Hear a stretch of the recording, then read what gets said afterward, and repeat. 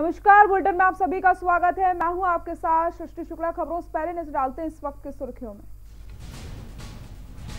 मुख्यमंत्री त्रिवेंद्र सिंह रावत का रुद्रपुर दौरा, किसानों को बड़ी सौगात देंगे। सीएम किसान कल्याण योजना को करेंगे लॉन्च। ऋषिकेश में भी रेन पुल का लोकार्पण, लोगों को मिला जानकी सेतु पुल का तोहफा। मुख्यमंत्री त्रिवेंद्र सिंह रावत ने किया लोकार्पण। ऋषिकेश में सीएम त्रिवेंद्र सिंह रावत की घोषणा, शहीद राकेश चौपाल के आश्रित को मिलेगी सरकारी नौकरी। सुगम्य संबंधित शिक्षकों को हाईकोर्ट से झटका, मूल तैनाती वाले स्कूल में देनी होगी ड्यूटी। उत्तराखंड में मिले 512 नए संक्रमित, 5 की मौत, मरीजों की संख्या 70,000 के पार। कोरोना से बचाव के लिए प्रशासन मुस्तैद, सैलानियों का किया जा रहा है निःशुल्क परीक्षण। लगातार बढ़ते कोरोना केस को लेकर के प्रशासन सतर्क। आप देख रहे हैं के न्यूज, खबरों का सारथी।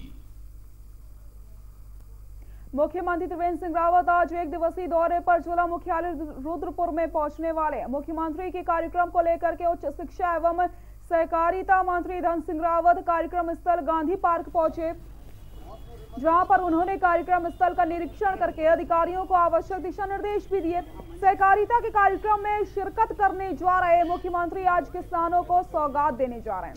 सहकारिता मंत्री धन सिंह रावत ने बताया कि प्रदेश के मुख्यमंत्री दीनदयाल किसान कल्याण योजना के नाम से किसानों के लिए एक योजना लॉन्च करने जा रहे हैं।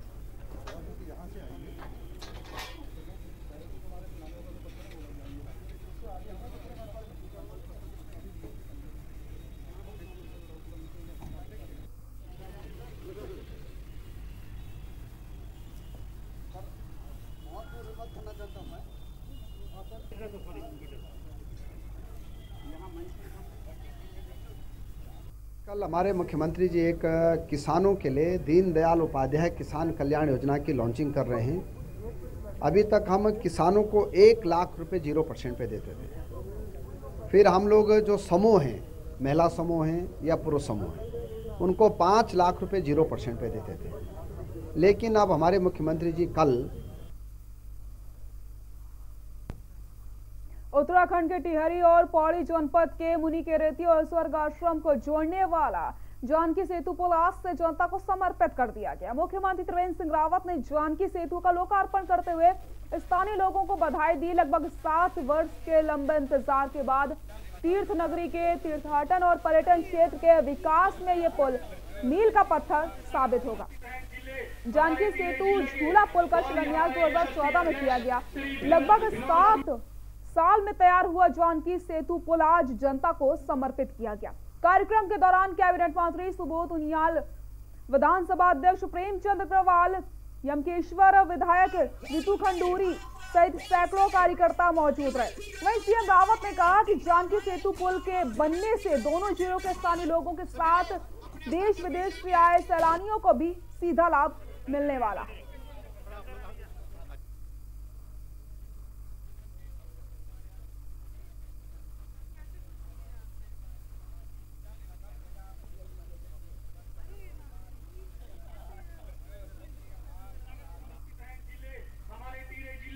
मेरे ख्याल से 44 करोड़ के आसपास, 48 करोड़ की इसकी लागत आई है। और ये बहुत दिन से इसकी प्रतीक्षा की है। बहुत महत्व का ये सेतु है, जहाँ पर्यटकों को और स्थानीय लोगों को समय की बचत होगी, फ्यूल की बचत होगी।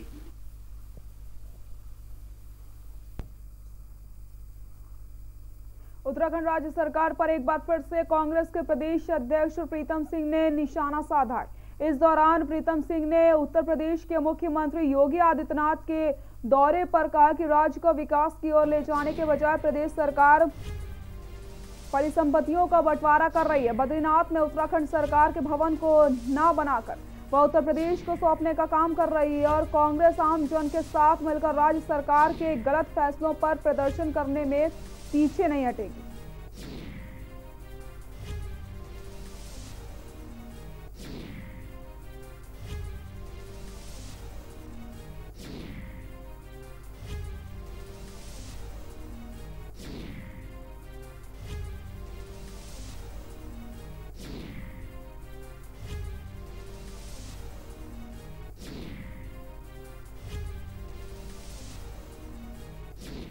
सरकार के फैसले तो हवा हवाई है भैया, भगवान ही मालिक है, वो बयान दे देते हैं लेकिन इम्प्लीमेंट नहीं होते हैं। अगर आप देखें उन्होंने जो है नौजवान साथियों के रोजगार के परिप्रेक्ष्य में भी बहुत कुछ कहा, बयान तो बहुत आए लेकिन हकीकत इसके विपरीत है। तो मालिकाना हक देंगे तो उसमें कौन सी बड़ी बात है, कौन सी नई बात है? मालिकाना हक तो ऐसे भी होता है।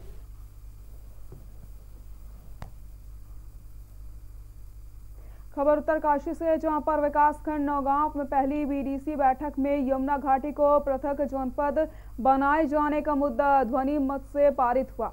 बीडीसी बैठक में क्षेत्र पंचायत सदस्यों व ग्राम प्रधानों, जिला पंचायत सदस्यों के द्वारा क्षेत्र में हो रहे विकास कार्यों व अन्य विषयों पर चर्चा करी गई। बैठक में स्वास्थ्य विभाग की लापरवाही व जिला स्तरीय अधिकारियों के उपस्थित न होने पर खूब बहस हुई। क्षेत्र पंचायत बैठक में एक नजारा ऐसा भी आया कि सिमलसारी क्षेत्र पंचायत सदस्य सुमिता अपने 6 माह के बच्चे को लेकर बैठक में मौजूद रहे। बैठक में शिक्षा, स्वास्थ्य, सड़क, पेयजल, सिंचाई व जनहित के कई मुद्दों पर विस्तार से चर्चा हुई। ब्लॉक प्रमुख सरोज पंवार ने उपस्थित अधिकारियों को सभी समस्याएं 1 माह के भीतर समाधान करने के निर्देश दिए। बैठक शुरू होने से पूर्व उप जिलाधिकारी बड़कोट चतर सिंह चौहान का ब्लॉक प्रमुख सरोज पंवार व परियोजना निदेशक का ज्येष्ठ प्रमुख किशन सिंह राणा ने गुलदस्ता भेंट करके स्वागत किया।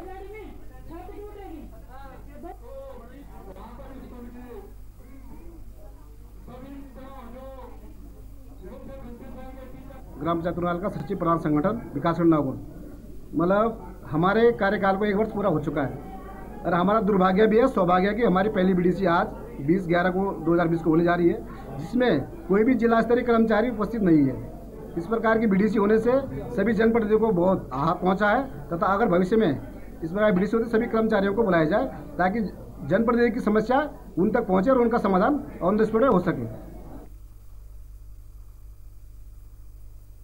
खबर देहरादून से, जहां पर दिल्ली से प्रचंड बहुमत जीत के बाद अब उत्तराखंड में भी आम आदमी पार्टी अपना पैर जमाने के लिए कड़ी मशक्कत कर रही है। वहीं पार्टी के रवैये को लेकर के आम आदमी सेना के राष्ट्रीय अध्यक्ष प्रभात कुमार ने निशाना साधा।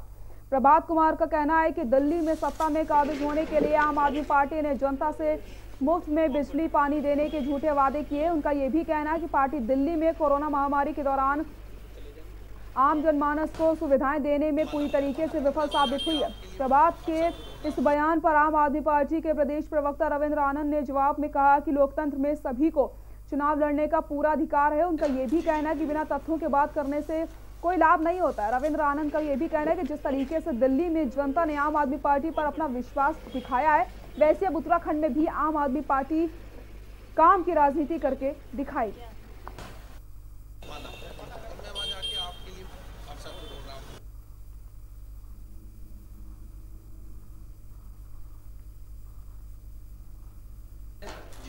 देखिए सर, ऐसा है कि मैं आम आदमी पार्टी से जुड़ा हुआ था, पहले अन्ना आंदोलन का आदमी हूँ, लेकिन 14 फरवरी को जब दिल्ली में सरकार गिरी तो हमने आम आदमी पार्टी छोड़ के आम आदमी सेना का गठन किया।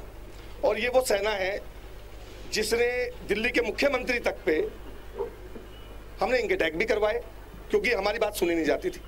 इनके स्टिंग कराए हमने, इनको एक्सपोज किया। इनके खिलाफ हम पंजाब में भी गए, वहां पे भी हमने डोर टू डोर कैंपेनिंग की, बताया केजरीवाल क्या काम करता है। सब भ्रष्टाचार के खिलाफ है, भ्रष्टाचार के सपोर्ट में करता है। गुजरात गए, अहमदाबाद, हमने वहां पे बोला। अब ये उत्तराखंड आने की कोशिश कर रहे हैं, तो आम आदमी सेना इनके पीछे पीछे आ रही है। लड़ने का सवाल है तो लोकतंत्र में सभी को चुनाव लड़ने का पूर्ण अधिकार है। और जहां तक बात है भ्रष्टाचार की, तो देखिए कोई बात कह देना बिना तथ्य के उनको शोभा नहीं देता है।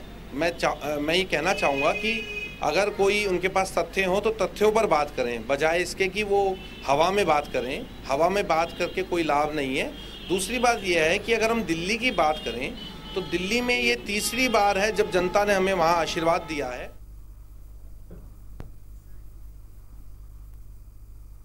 उत्तराखंड के पूर्व मुख्यमंत्री हरीश रावत द्वारा बिजली और पानी फ्री दिए जाने के ट्वीट के बाद सियासत शुरू हो चुकी है। वहीं हरीश रावत ने इस बात का समर्थन नेता प्रतिपक्ष इंदिरा हृदयेश को नहीं कर रही है। नेता प्रतिपक्ष इंदिरा हृदयेश का कहना है कि हरीश रावत की राय हो सकती है, पार्टी की राय नहीं है। जिस पर वहीं भाजपा प्रदेश अध्यक्ष बंशीधर भगत का कहना है कि जिस राज्य में बिजली और पानी के पैसे लेने के बावजूद भी सरकार चलाना मुश्किल हो रहा है, वहां फ्री करके क्या हालात होंगे ये समझा जा सकता है। हरीश रावत को सिगुफा छोड़ने की आदत है, इसलिए वो छोड़ते रहे, लेकिन फिलहाल ऐसी कोई परिस्थितियां राज्य की नहीं है। आपको बताते चले कि हरीश रावत ने कांग्रेस सरकार आने पर पूर्व में ही बिजली और पानी फ्री किए जाने की बात को दोहराया था। कहां का दौरा है अभी?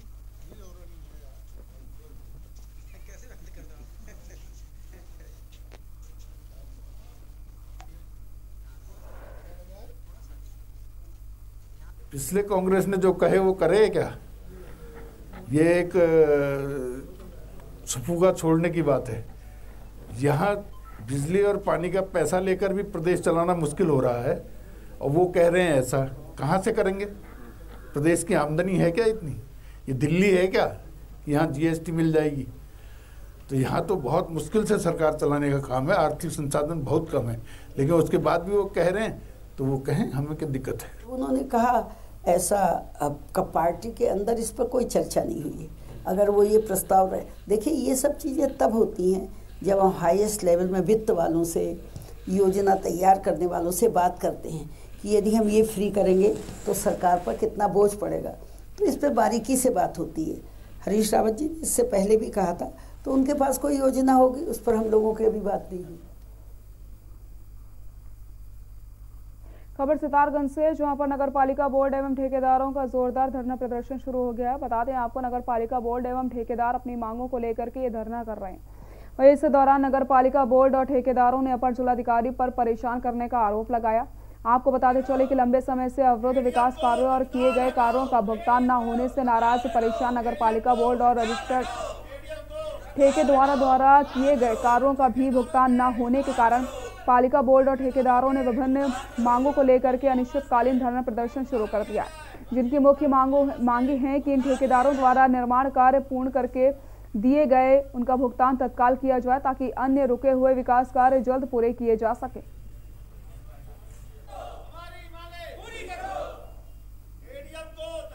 जो है कि धरना आज प्रारंभ हो गया है। हमारे सारे वार्ड मेंबर, सारी जनता और बहुत सारे लोग आप देख रहे होंगे यहाँ पर समर्थन देने के लिए आए हैं। दरअसल क्या है कि हमारे यहाँ पिछले 5 वर्षों से एक जांच चल रही है, जिला स्तर से जांच चल रही है। चलिए, जांच से हम लोगों को कोई परहेज नहीं है। 3 कमेटियां इन्होंने बदल दी, लेकिन कोई निष्कर्ष इनका निकल नहीं पाया। पहली बात तो हमारा कहना यह है कि जो इन्होंने कमेटियां बनाई थी, 2 कमेटियों ने क्या जांच रिपोर्ट करी उसका खुलासा करा जाए। हमें पता लगना चाहिए कि जांच हमारी क्या हो रही है, उसमें क्या निष्कर्ष। हमारी मांगे ये है कि बहुत सारे हमारे यहाँ ठेकेदार हैं। हम जब हमारा वोट जीत के आया 233 रोडें पास करी हमने, जिसमें से 123 रोडें अभी भी ऐसी हैं जो इस कारण से नहीं हो पा रही है क्योंकि ठेकेदारों ने जो पूर्व में काम कर दिया उनकी पेमेंटें रोक ली गई है। आर्थिक संकट उनके ऊपर आ गया है, इस कारण से वो हमारी जो बाकी स्वीकृत जो 123 रोडें हैं वो नहीं बना है। रुद्रपुर कोतवाली क्षेत्र में हुई 6 घरों में चोरी के मामले में पुलिस ने 2 आरोपियों को गिरफ्तार किया। आरोपियों से लाखों रुपए के सोने और चांदी के जेवरात भी बरामद किए गए हैं, जबकि घटना को अंजाम देने वाला एक आरोपी फरार चल रहा है। पुलिस टीम द्वारा मामले में 2 आरोपियों को गिरफ्तार किया गया। आपको बताते चले कि रुद्रपुर कोतवाली क्षेत्र में पिछली 9 और 10 नवंबर की रात में पौष कॉलोनी, पंचवटी और देव होम्स में लाखों की चोरी हुई, जिसका पुलिस ने खुलासा करते हुए घटना को अंजाम देने वाले 3 आरोपियों में से 2 आरोपियों को गिरफ्तार करने में सफलता हासिल की है।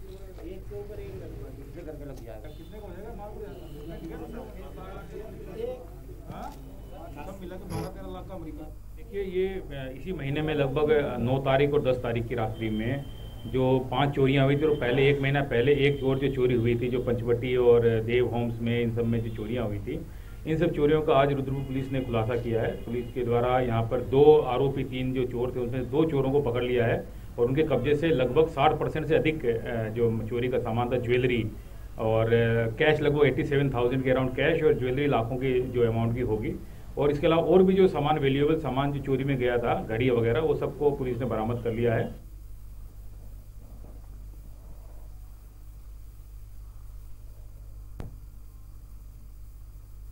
उत्तराखंड में कोरोना महामारी से बचाव के लिए उत्तराखंड पुलिस प्रशासन बड़ी मुस्तैदी से अपना काम कर रही है। बाहर से आने वाला हर गाड़ी को रोक करके यात्रियों का निःशुल्क परीक्षण किया जा रहा है और जो लोग कोरोना पॉजिटिव पाए जा रहे हैं उन्हें अस्पताल में भर्ती किया जा रहा है। वहीं एक बार फिर से एक जगह से दूसरी जगह जाने के लिए ऑनलाइन रजिस्ट्रेशन की प्रक्रिया पुलिस द्वारा शुरू की जाएगी।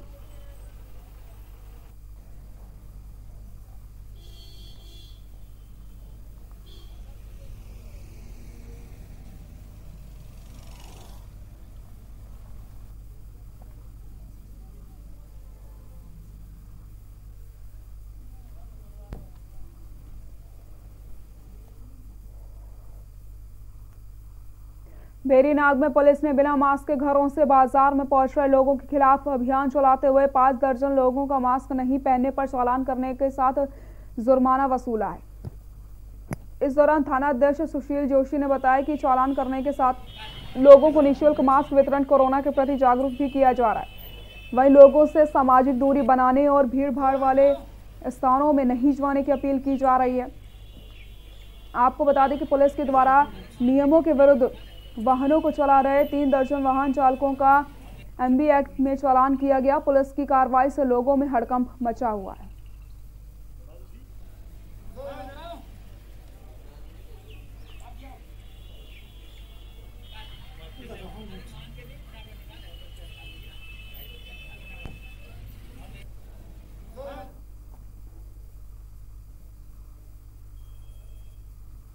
खबर सितारगंज से, जहां पर नगरीय पर्यावरण संरक्षण परिषद के उपाध्यक्ष प्रकाश हरबोला के नेतृत्व में नगर के टुरना सर्जिकल अस्पताल में निरीक्षण किया गया और इस निरीक्षण में तमाम खामियां मिली।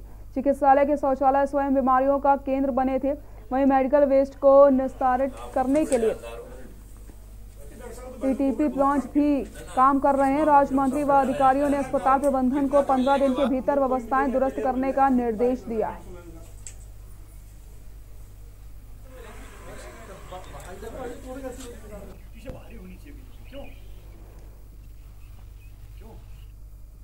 यहाँ रुकते हैं छोटे से ब्रेक के लिए, जल्द हाजिर होते हैं।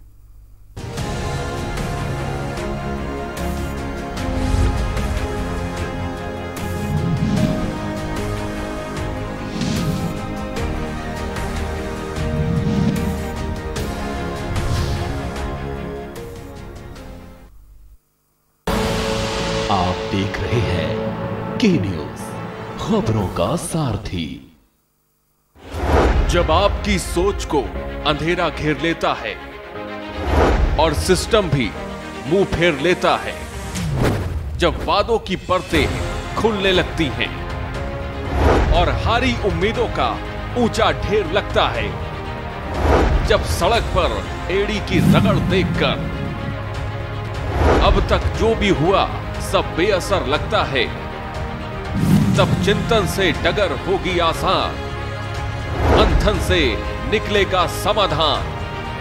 मंथन।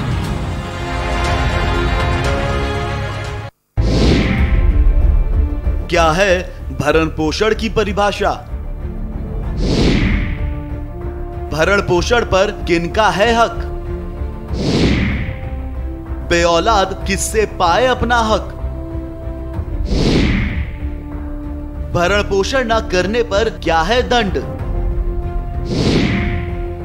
भरण पोषण की क्या होगी राशि? बुजुर्गों का हक ऐते रख। कीजिए सवाल, जानिए अधिकार। 0512 239 0031 और 0512 239 0032। हमारी खास पेशकश वकील आपका में रविवार दोपहर 3 बजे सिर्फ के न्यूज इंडिया पर। आप देख रहे हैं के न्यूज, खबरों का सार।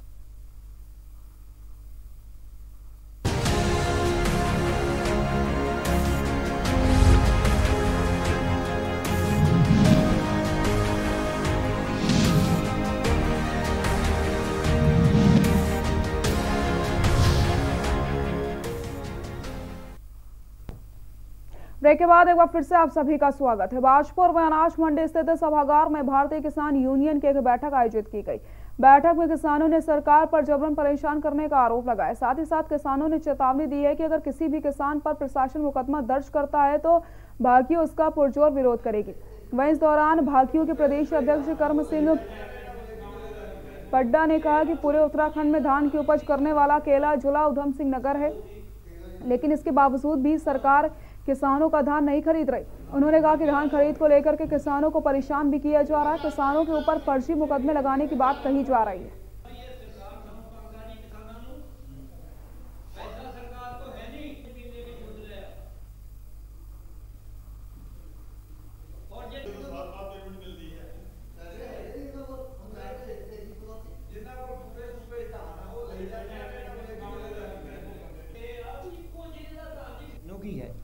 अब ये हमें इस बात का समझ नहीं आ रही ये सरकार क्या कर रही है हमारे साथ, किसानों के साथ। हमने धान पैदा करके सरकार को दिया है, ये उल्टे सुल्टे इल्जाम लगा रही है, ये ब्लैक कर रहे हैं, ये उधर से आया गलत कर रहे हैं, ये फलान कर रहे हैं, ढमन कर रहे हैं। सरकार बिल्कुल किसानों को बर्बाद करने पर तुली हुई है सरकार पंजाब की, और यहाँ की पूरे हिंदुस्तान की सरकार जो है किसानों को बर्बाद करने को तुली है।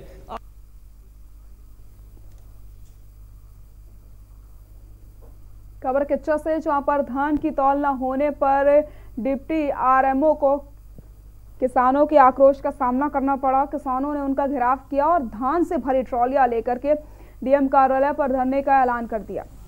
वहीं कांग्रेस प्रदेश महामंत्री हरीश पनेरू किसानों की समस्या को लेकर के खाद्य विभाग के कांटे पर पहुंचे। वहां किसानों ने डिप्टी आरएमओ वेद प्रकाश धूलिया से धान खरीद न होने की शिकायत की, तो उन्होंने कोटे से अधिक धान की खरीद होने का हवाला दिया। किसानों ने राइस मिलर्स से अधिकारियों की मिलीभगत होने का आरोप लगाते हुए हंगामा शुरू कर दिया। उनसे किसानों की नोकझोंक भी हुई है।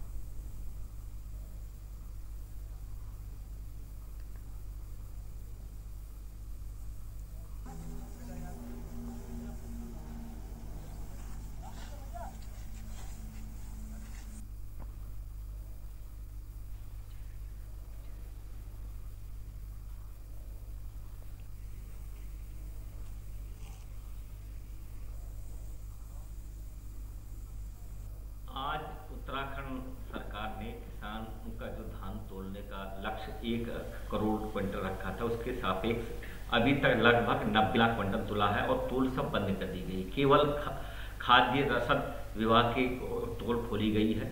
मेरे इस परिप्रेक्ष्य में उत्तराखंड के जो खाद्य सचिव हैं सुशील कुमार, उनसे बात हुई, उन्होंने कहा कि हम कार्रवाई करें, लेकिन बड़ा दुर्भाग्य है अभी तक कुछ कार्य नहीं हो पाए। अब छोटे छोटे किसानों को अपने धान तोड़ने के लिए 10 किलोमीटर दूर जाकर तुलवाना पड़ेगा और लाइन पे लगना पड़ेगा, और जब इन्होंने करना ही है तो ये व्यवस्था क्यों कर रहे हैं? बुलेटिन फिलहाल के लिए इतना ही। देखते रहिए के न्यूज़ इंडिया। नमस्कार।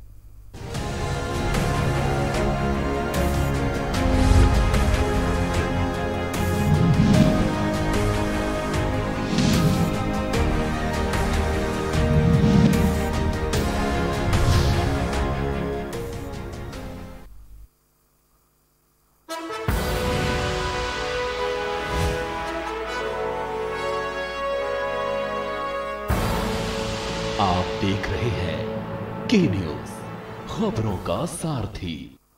लम्हे छोटे से ये जिंदगी से भरे, इन्हें हाथों में भर ले और जी ले जरा। मुसाफिरा तू है चला, मुसाफिरा रे। छोटे छोटे लम्हों का अनोखा सफर, कमला पसंद, अनोखा स्वाद।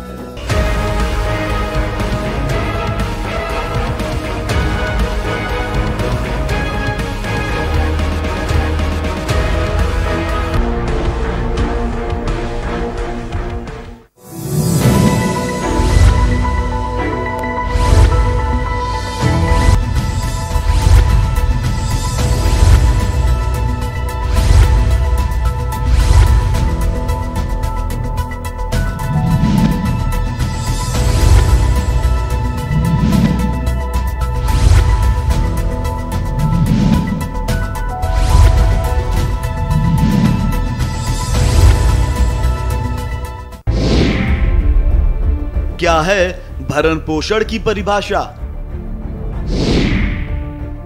भरण पोषण पर किनका है हक? बेऔलाद किससे पाए अपना हक? भरण पोषण न करने पर क्या है दंड? भरण पोषण की क्या होगी राशि? बुजुर्गों का हक ऐते रख। कीजिए सवाल, जानिए अधिकार। 0512-239-0031 और 0512-239-0032। हमारी खास पेशकश वकील आपका में रविवार दोपहर 3 बजे सिर्फ के न्यूज इंडिया पर। जब आपकी सोच को अंधेरा घेर लेता है और सिस्टम भी मुंह फेर लेता है, जब वादों की परतें खुलने लगती हैं और हारी उम्मीदों का ऊंचा ढेर लगता है, जब सड़क पर एड़ी की रगड़ देखकर अब तक जो भी हुआ सब बेअसर लगता है, तब चिंतन से डगर होगी आसान, मंथन से निकलेगा समाधान। मंथन।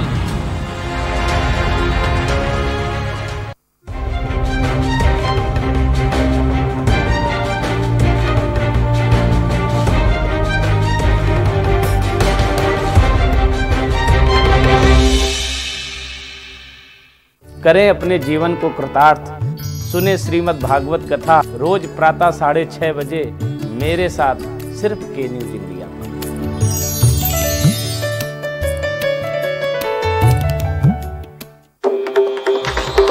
मिलेगा हर समस्या का समाधान।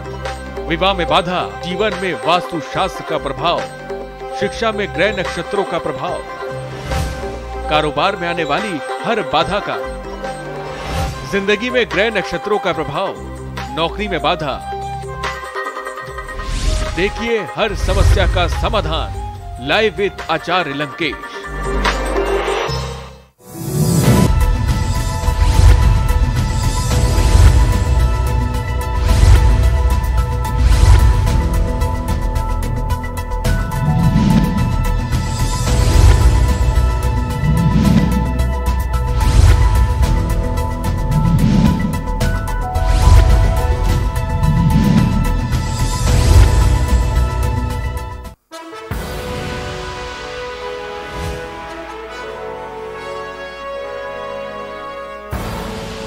आप देख रहे हैं के न्यूज, खबरों का सारथी।